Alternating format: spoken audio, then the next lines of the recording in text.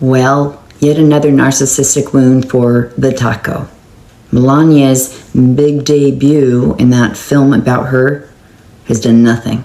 The Amazon MGM-backed documentary Melania, directed by Brett Ratner and reportedly acquired for a staggering $40 million in distribution rights with an additional $35 million poured into marketing and promotion, totaling around $75 million invested, chronicles just 20 days in the life of First Lady Melania Trump leading up to Donald Trump's second inauguration in January 2025. Marketed as an intimate, behind-the-scenes look at her preparations and return to the White House, the film premiered in theaters globally on January 30, 2026, with high expectations tied to the Trump brand and heavy promotion from the president himself on Truth Social. However, the release quickly turned into one of the most embarrassing box office stories of the year, particularly in international markets like Australia. Pre-sale and early ticket data revealed abysmal interest down under. Reports from major chains like Hoyt's indicated extremely low numbers, some accounts citing as few as one or a handful of pre-sale tickets across entire cinema networks in major cities like Sydney, with many screenings showing zero bookings or vast empty seats. One viral claim, echoed in Australian media segments, highlighted just 7 pre-sale tickets sold nationwide in the lead-up, though broader figures later suggested around 250 tickets, Australia-wide by opening day still representing a tiny fraction of available seats, with most showings hovering at roughly 4% capacity or less. Australian audiences and media responded not with anger or organized protest, but with a wave of light-hearted, widespread mockery that captured global attention. TV networks like 10 News Plus and 9 News ran segments showing reporters standing alone in cavernous, empty theaters during advanced screenings. Comedians joined in with skits, including one memorable bit where a performer wandered aisles with a metal detector joking about a missing audience case. Headlines in outlets like the Daily Mail and the Nightly labeled it an embarrassing or insane flop given the budget, while social media overflowed with screenshots of vacant seat maps and ironic comments.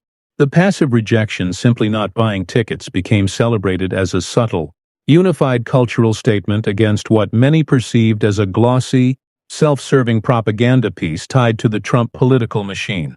Donald Trump reacted sharply to the international ridicule, particularly the Australian coverage. In Truth Social posts, he branded the response a total disgrace, accused mainstream and fake news media of jealousy, bias, and deliberate sabotage, and insisted the film was selling out fast and very hard to get. Far from quelling the backlash, his defensive outbursts only amplified the humor. The comments sparked a counterwave.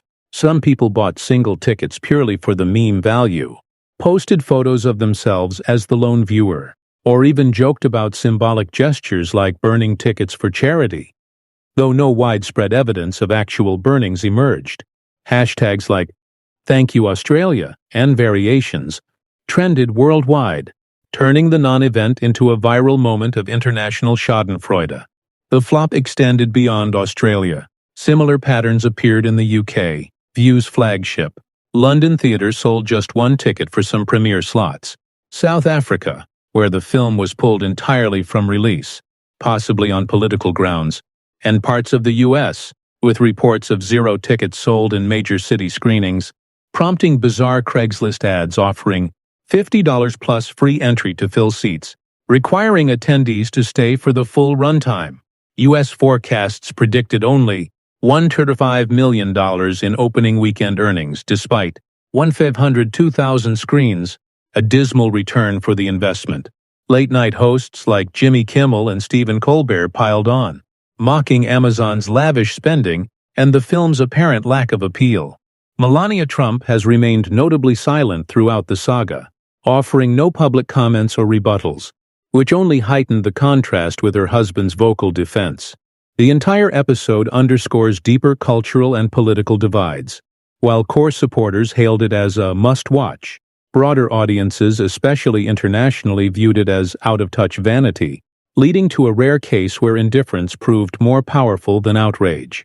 In the end, Australia's quiet snub, amplified by humor and social media, became a textbook example of soft cultural resistance, turning a high-profile flop into a global punchline without anyone needing to raise their voice.